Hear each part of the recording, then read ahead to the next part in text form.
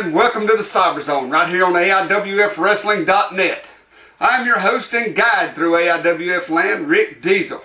This week we've got a couple of great matches for you, as well as welcoming a brand new affiliate to the AIWF Full Effect Wrestling from Tyler, Texas. And we're hoping to get some matches on the show from Full Effect before too much longer. Now, first off this week on the Cyberzone, we're headed out to Tennessee for the EWC. Now, I know I give them boys out at EWC a hard time a lot, but it's because, well, I like them, and because the fact if I ever decide to start selling steroids, I should make a small fortune off of JT Anderson. But the main thing is, the man, the showstopper, Mr. Opening Match, James Manson, is going to be on the program today. And he's facing the Stallion in our opening match from Legion Street Rec Center out in Johnson City, Tennessee. And we're going to go out there right now for James Manson taking on the Stallion.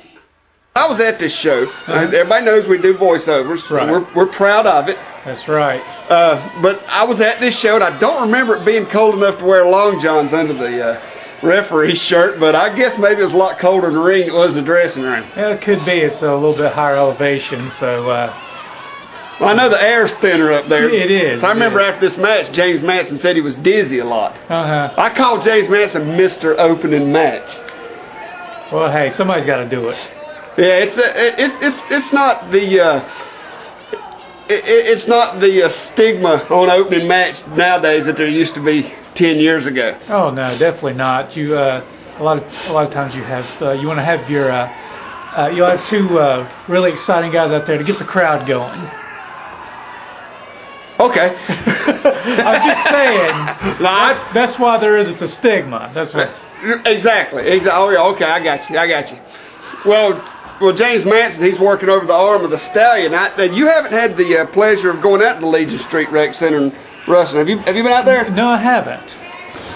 Well, it's a great building. Yeah, it looks like it. They say Jim Crockett used to run shows, Mid-Atlantic Wrestling shows out there, and some of the top stars in the history of this business have wrestled in the Legion Street Rec Center. I like it because it's got the balcony. It's a really good, it's a fan-friendly building. Oh yeah, it looks like a really nice place. Well, James Manson working that arm bar on the Stallion right now, and I know that James Manson, like I said, he's been doing a lot of opening matches for EWC, but the Stallion, he's been getting a lot of, I guess you could say, controversy around him because he's always the fans are not very friendly to the Stallion, I guess you could say. Well, looks like James Manson's. Looks like he's. I don't know, cactusing up. Exactly. I couldn't find the words, but you're exactly right. He is indeed. Oh. That'll slow him down. Looks like definitely. Well, James Manson had a bit of momentum going there for just a second, but then the Stallion moved out of the way. James Manson rammed that shoulder into the ring post, and that took it all away. Well, yeah, he had the advantage for most of the match, seems like, but then Stallion took a little bit of it back, and then when James Manson tried to get the advantage back, maybe took a little too big of a risk, and now he's paying for it. Well, and that's so common in this business. One little mistake can change the tide of a match very quickly. And with the old school attitude, so to speak, that the EWC uses out here, they don't do a whole lot of high flying. No. So it's not so much easier to make a mistake, but I guess. Whoa! Wait a minute! I think James Manson might be dead. No, he's moving. He does that. I don't know if he's playing possum. It could be. But I've seen him go down hard at times, and it's sometimes it worries me because I never know when he might have a broke neck or a broke collarbone or nice leg drop by the Stallion. Oh, very nice. Well, some guys, anytime they spin on the mat, they like to take a break, use that few seconds as a breather, and maybe James Manson just kind of takes that to the extreme and moves no part of his body whatsoever so he can rest total relaxation. Exactly. See, look. Yeah. Oh, yeah, you're right. He looked dead right there. I thought he was dead. Yeah. He gets me every time with that. But it worked. He had the stallion rolled up right there, but see? Yeah. You got to move, James. There you go. Yeah, but I mean, that could have just been a nerves. That one little hand twitch. I mean, that doesn't necessarily mean he's alive. That's like a snake when you cut it in two with a shovel. Exactly. Both ends will twitch for a second. I understand. Now, Stallion resulted in some dirty tactics. That's one of the fans really don't like the Stallion out here because, I mean, a lot of guys you kind of wonder, could he be, could he be someday turning, to a fan favorite? But I don't think I think fans see the Stallion as somebody who will constantly be a rule breaker, no matter what he does.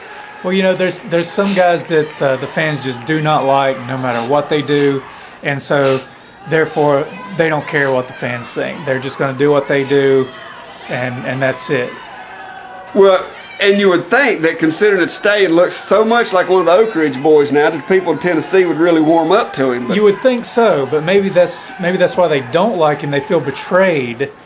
They think he's an Oak Ridge boy. They think he's going to be nice. Think he's going to come out and sing Elvira, and then he goes and grabs the ropes while he's doing a figure four. It just takes it all. I see what you're saying now. Well, Scorpion Deathlock. Yes, and it's also got a clover leaf, what's almost like a Texas clover leaf put in there as well. This may be it. I don't know if James Manson can stand this. He's working his way to the ropes. Yes, he is. Pretty quickly, too. Well, I mean, the Stallion's not a really big guy. No, he isn't. And I guess James Manson still got a little fight left in him. Mm-hmm. It might have been a little early for that type of move, but look at him. He just lays there. Yes, he does. Like I said, he's using that time to take a breather. And it very well could pay off for him in the end. I mean, I never really looked at it this way. I always just thought that he got knocked completely out. Well, it could be that too. Because, he's like, James Manson's dead. Is he knocked completely out? But then he very well could be just resting, relaxing, building his energy back. I mean, it's like Rocky. Mm-hmm. Rocky would take the punishment and look for the opening that he needed and come back and beat Apollo Creed. Yeah, that's true. And the Stallion could very well be James Manson's Apollo Creed tonight. I agree. Of course, he's not an Italian stallion, that's for sure. Uh-oh. There it is. John with the crowd. Almost costing the match. James Manson's rest tactics almost paid off. Mm-hmm. But Stallion's right back to the pounding of James Manson. And James Manson, he used to give me a real hard time because I kept getting him mixed up with another guy that used to wrestle a long time ago. His name's Frank Manson. Uh-huh. And I got to where I was calling James Manson Frank Manson. Oh! Well, Rick, if you got me confused with Frank Manson, I'd give you a hard time, too. Well, I have apologized on several occasions for that. And it looked like James Manson's knee went out right there. Yes, it did. And it looks like he caught his throat right on the second rope as he went down. That could be it. I mean, he looks like he's favoring that knee as well. Mm-hmm. Oh, stunner. Stallion taking a little too much time there. He says it's over, though. He's very lax cover. Oh, that was a restful pin. You can't do a restful pin. No. Not even on James Manson. No, you can't. Just because he's being restful doesn't mean you can. Don't let his tactics fool you. And I remember when James Manson was a member of War Inc. Yeah, I mean, he got right in there and fought with the best of them. Yes, he did. But he's more of a fan favorite out here in EWC, and the fans really get behind him. He almost had a 3 count right there as well. Almost, but he couldn't get a very good cover. But looks like because he's I do believe that was a low blow. Another stunner. That could be the one right there. Yeah. 1, 2, 3. That's it. 2 stunners, and then that time he hooked the leg. Yeah, he definitely had it. He did a good job of just slowly wearing James Manson down. After that shoulder block into the ring post, it was just a matter of time. It kind of went downhill for there. Well, there you have it. Ladies and gentlemen, our opening match this week on the Cyberzone, and your winner from EWC, the Stallion. And we'll be right back right after this.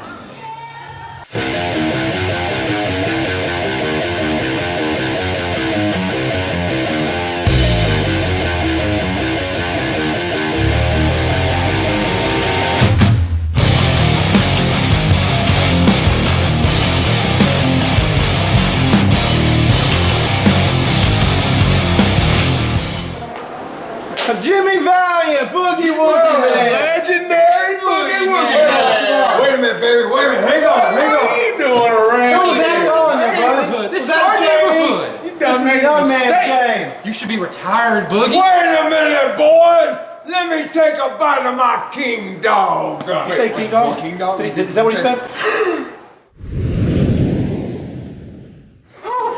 What? What happened?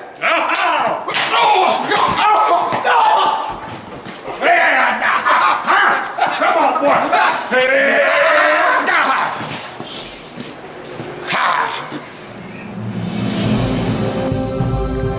Don't let hunger bully you. Get yourself a king dog, and you too can become a super hunger fighter.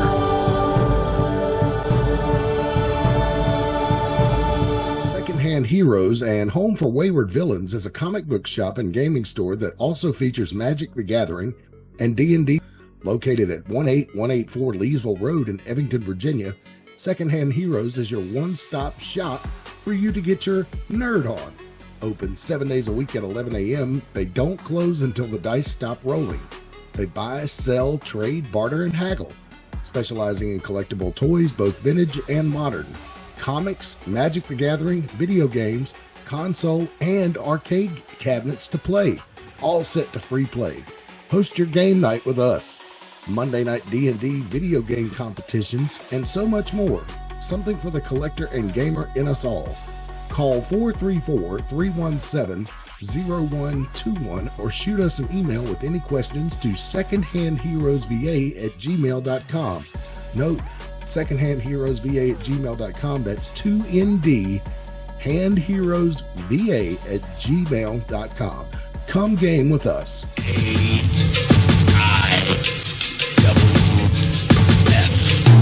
It's AIWF. Wanna see the best wrestling? Where to connect? The squared circle, the place you have to earn your respect. So get right with the program or you'll get left. AIWF across the US and all over the globe. We are live and direct. So tune and see who wins and who suffer the loss.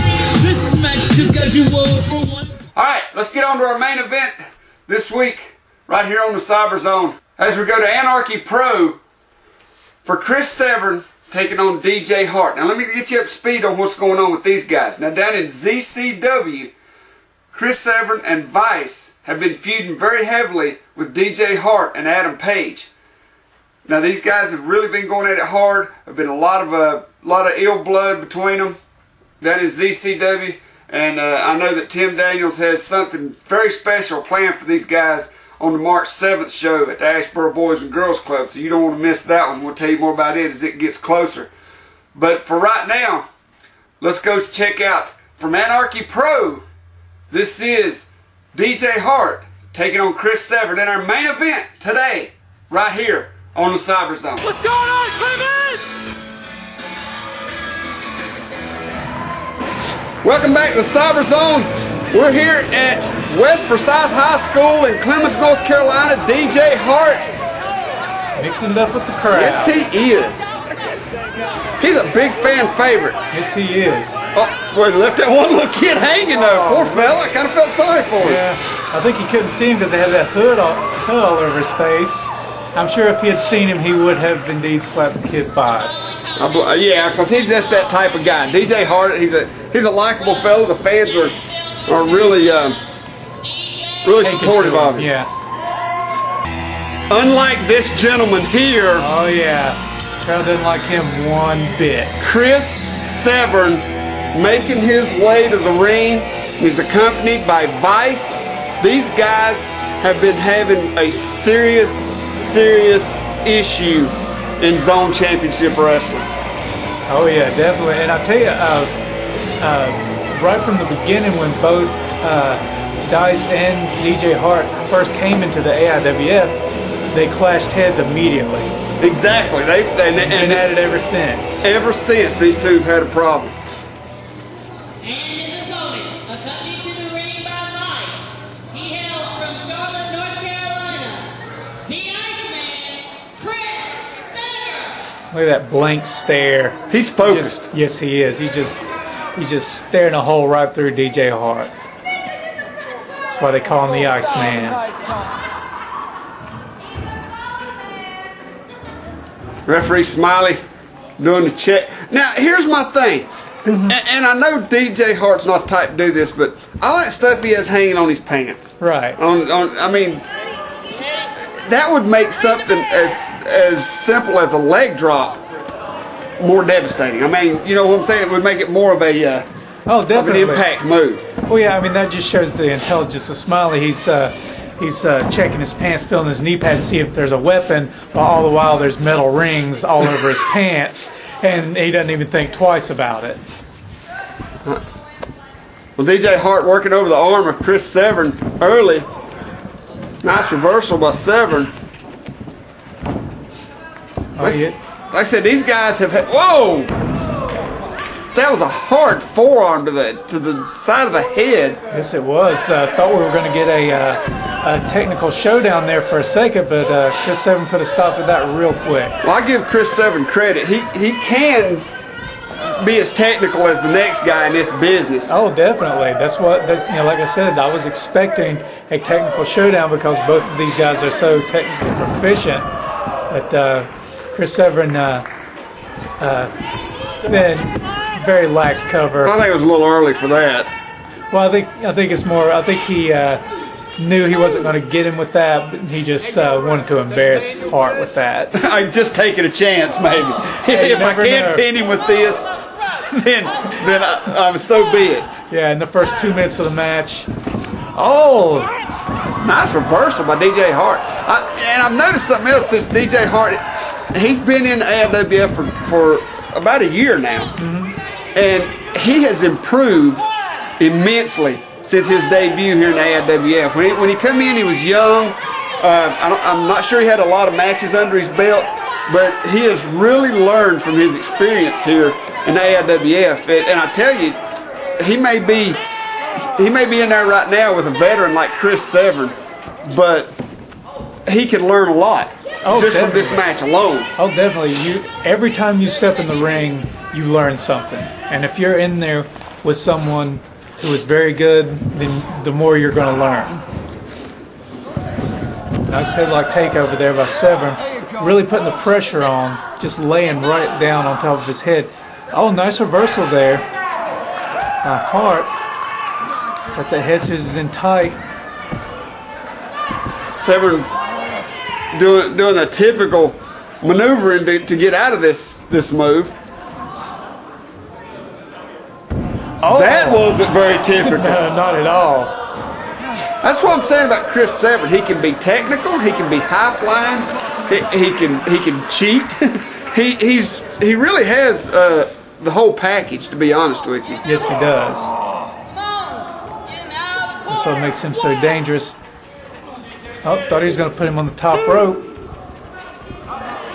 Put him on the bottom rope. Oh. Just raking the bottom of his foot, bottom of that boot right across his face.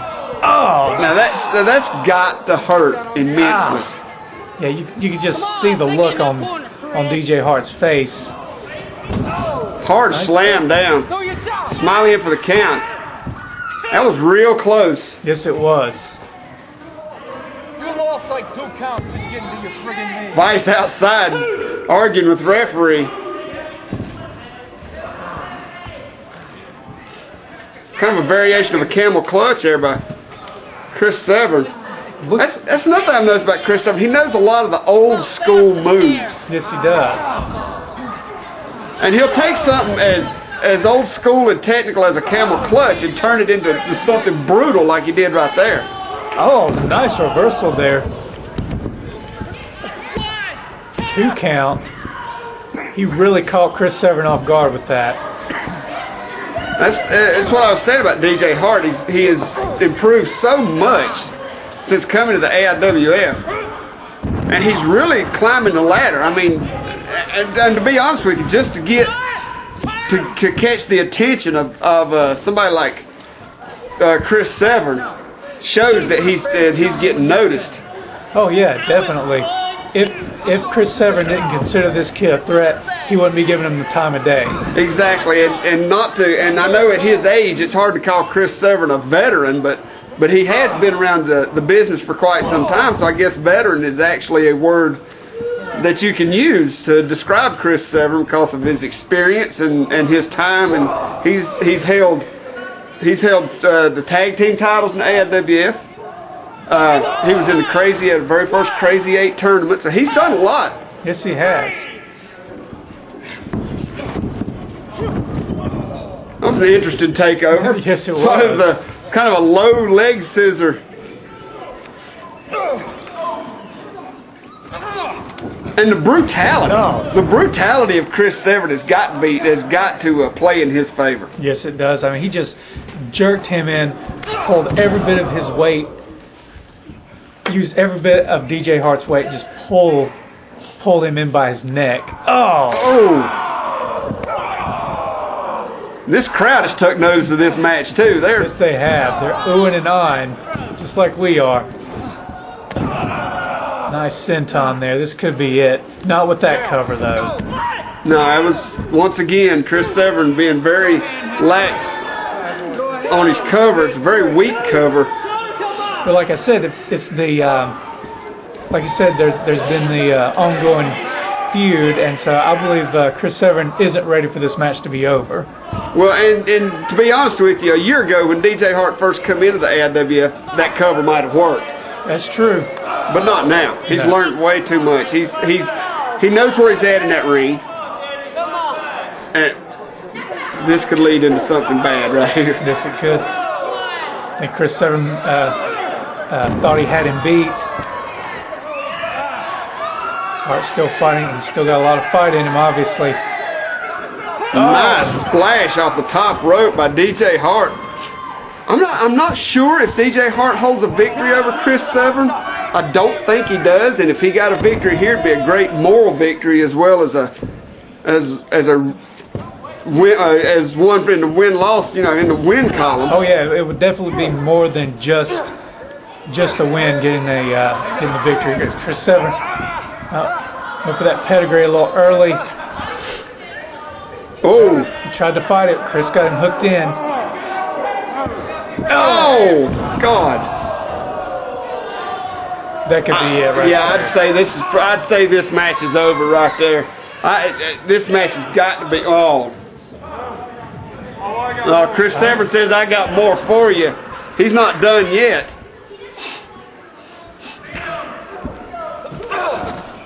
Oh! DJ Hart had a little more in him too. Uh-oh.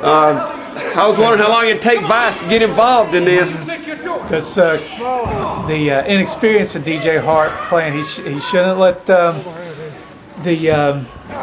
presence of Vice. Sorry, I don't know why I would call him Dice. I can't imagine what would make me call him that. But, I have no idea. But that's it. Yeah, and I could almost see Chris Severn and Vice in the dressing room going, "Okay, here's what we're going to do if I get in trouble." And exactly. They went to Plan B. Plan B went off without a hitch. Well, there you have it, ladies and gentlemen. Your main event this week on the Cyberzone, and your winner, Chris Severn, with a little help from Vice.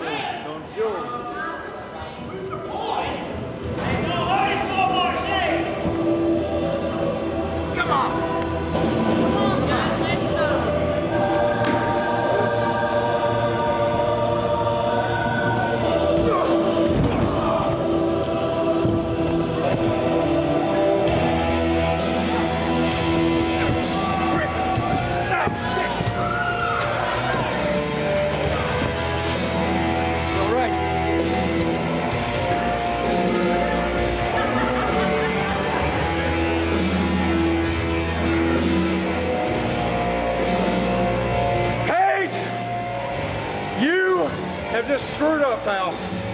You have screwed up seriously. Vice, you know what to do. Got your number here,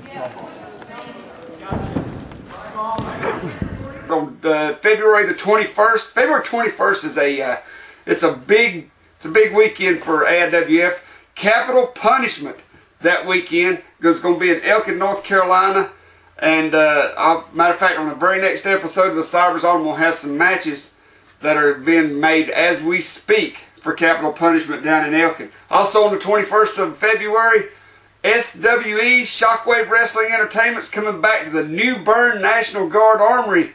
You want to go check that out, as Remix is taking on Vinny DiMucci in a lumberjack match, and it's going to be awesome. You don't want to miss that. If you're down there on the coast, find you a couple friends and go check out Shockwave Wrestling Entertainment at the New Bern Armory on February 21st.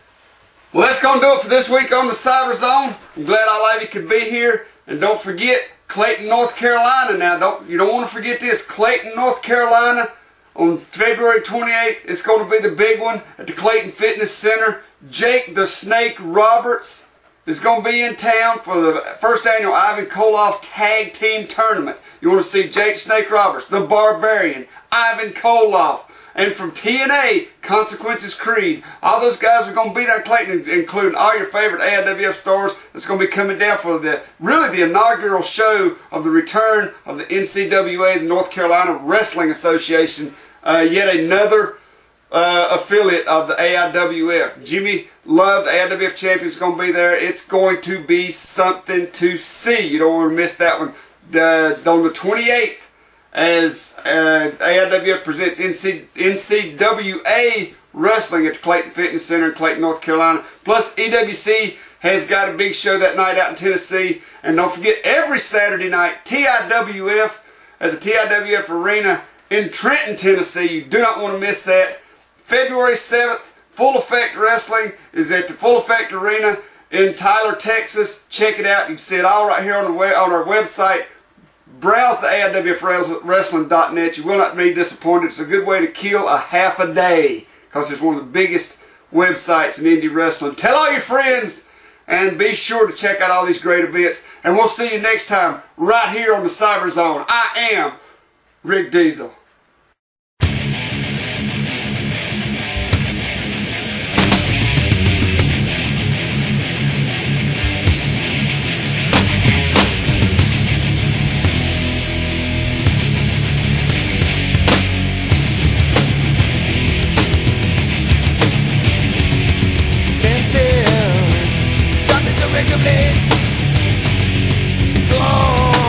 Get with you.